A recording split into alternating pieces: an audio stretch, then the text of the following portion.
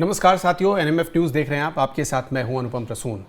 आज हम आपको ऐसे 10 उदाहरण बताने जा रहे हैं कि अमेरिका ने भारत को जब जब आंख दिखाई है उसका गंभीर परिणाम अमेरिका को भुगतना पड़ा है। अमेरिका को यू टर्न लेना पड़ा है, भारत से संबंध सुधारने पड़े हैं। आपने देखा होगा कि हाल ही में व्हाइट हाउस के एक अधिकारी, डोनाल्ड ट्रंप के बहुत करीबी, उनके सलाहकार माने जाने वाले एक शख्स ने यह धमकी दी थी कि भारत की अर्थव्यवस्था को तोड़ कर रख देंगे अगर ट्रेड डील नहीं होती है तो।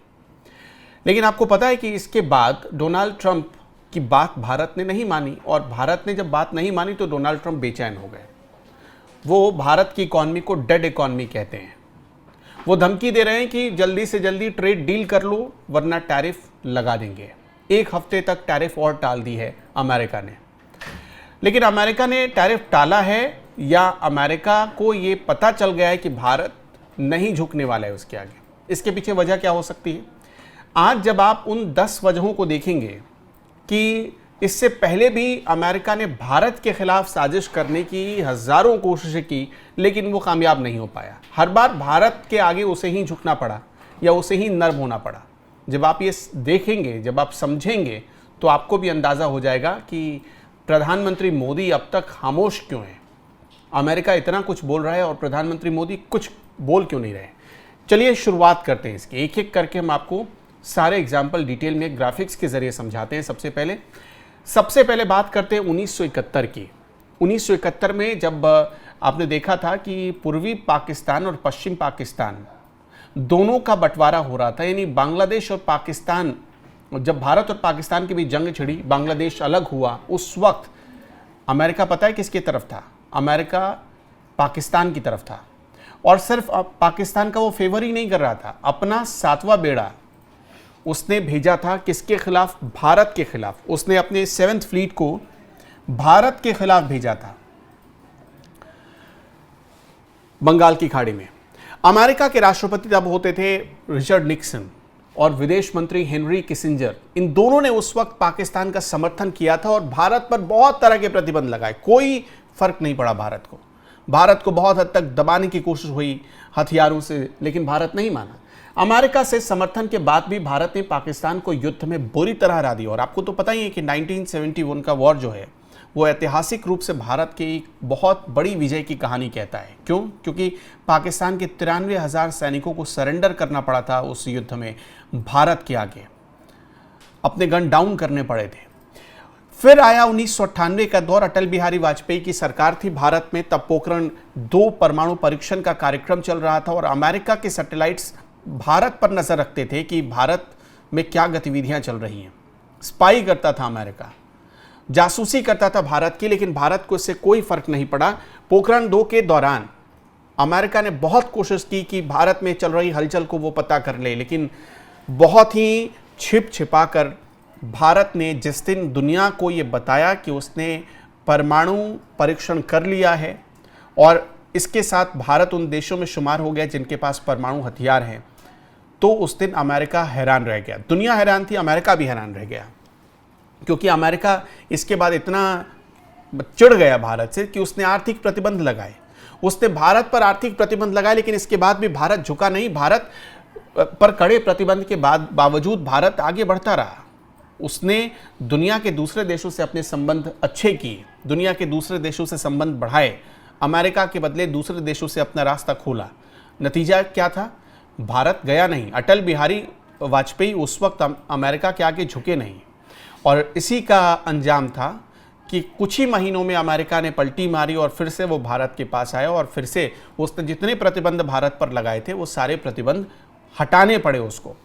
2005 से 2008 के बीच बड़ा एक डील हुआ था, न्यूक्लियर डील हुआ था अमेरिका के साथ। और सबसे बड़ी बात कि परमाणु अप्रसार संधि पर हस्ताक्षर किए बिना ही असैनिक परमाणु समझौता भारत और अमेरिका के बीच हो गया था, जो अपने आप में ऐतिहासिक था। वरना इससे पहले किसी भी देश को परमाणु अप्रसार संधि पर दस्तखत करना पड़ता है कि वो परमाणु हथियारों को किसी भी दूसरे देश को नहीं देगा, ये लिखित रूप से देना पड़ता है।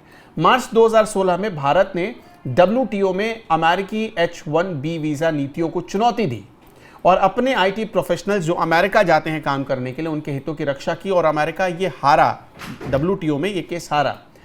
कोविड 19 का दौर था जब पूरी दुनिया में आपने देखा होगा कि वैक्सीन की किल्लत थी। पूरी दुनिया को वैक्सीन सप्लाई करने वाला जो देश था या जहां से सप्लाई चेन बनी थी वो भारत ही था। कोविड 19 महामारी के दौरान भारत ने अमेरिकी निर्यात प्रतिबंध हटवाए और पूरी दुनिया को वैक्सीन सप्लाई की। दुनिया के हर कोने में वैक्सीन पहुंचे, ये तय भी किया। 1990 की बात है जब अमेरिका के प्रतिबंधों के बावजूद भारत ने इसरो और DRDO के जरिए अपनी अंतरिक्ष और मिसाइल तकनीक डेवलप की। और आज आपने देखा ही होगा जब भारत पाकिस्तान का युद्ध हुआ तो इसरो और DRDO के द्वारा तैयार किए गए हथियार कितने काम आए।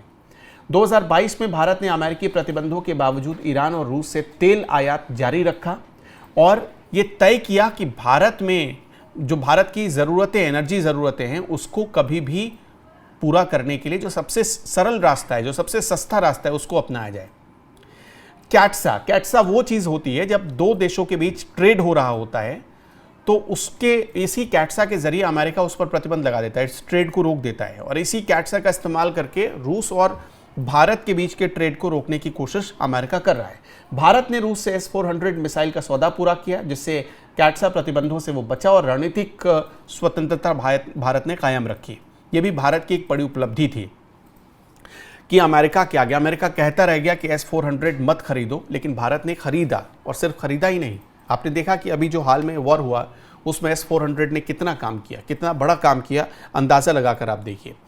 अभी डोनाल्ड ट्रंप कह रहे हैं कि भारत के सामानों पर वो 25% टैरिफ लगा देंगे।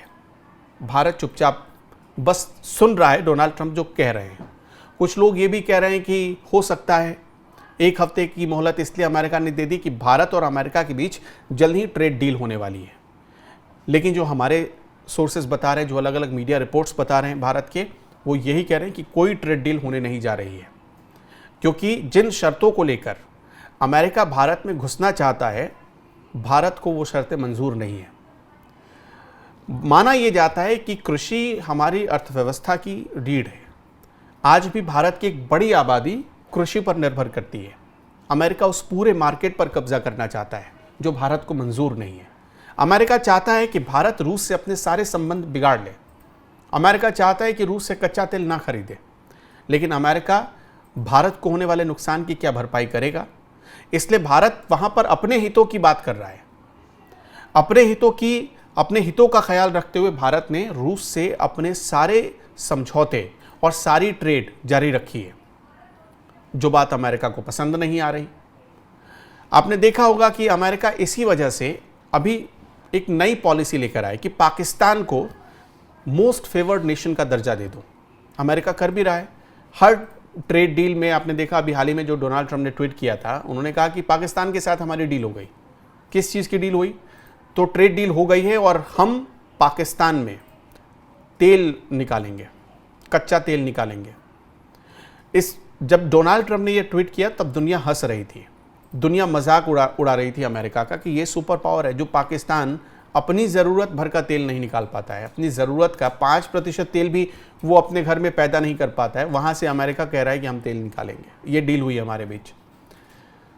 तो ये डोनाल्ड ट्रंप समझ रहे हैं, सारी बातें वो समझ रहे हैं, लेकिन जानबूझकर इस डील को भारत लंबा खींच रहा है, क्योंकि भारत को पता है डोनाल्ड ट्रंप की प्रेशर वाली जो ये चाल है उसका तोड़ कैसे निकाला जाएगा। भारत सही समय का इंतज़ार कर रहा है, नरेंद्र मोदी सही समय का इंतज़ार कर रहे हैं और वो समय बहुत करीब आ चुका है। आपने देखा कि आज भारत ने अमेरिका को बहुत तगड़ा जवाब दिया कि हम F-35 खरीदने पर अब कभी विचार नहीं करेंगे। एक विंडो जो खुला था कि F-35 या अमेरिका के बने हुए जो स्टेल्थ फाइटर जेट हैं उनमें भारत दिलचस्पी दिखा सकता है, लेकिन भारत ने आज सिरे से खारिज कर दिया कि इस विंडो को आप बंद मानिए। ये अमेरिका को एक मैसेज है और ख़ास तौर पर यह मैसेज तब देना और ज़्यादा ज़रूरी हो गया था जब डोनाल्ड ट्रंप को लगता है कि 4 ट्रिलियन इकॉनमी वाले भारत की अर्थव्यवस्था एक डेड इकॉनमी है, एक मृत अर्थव्यवस्था है।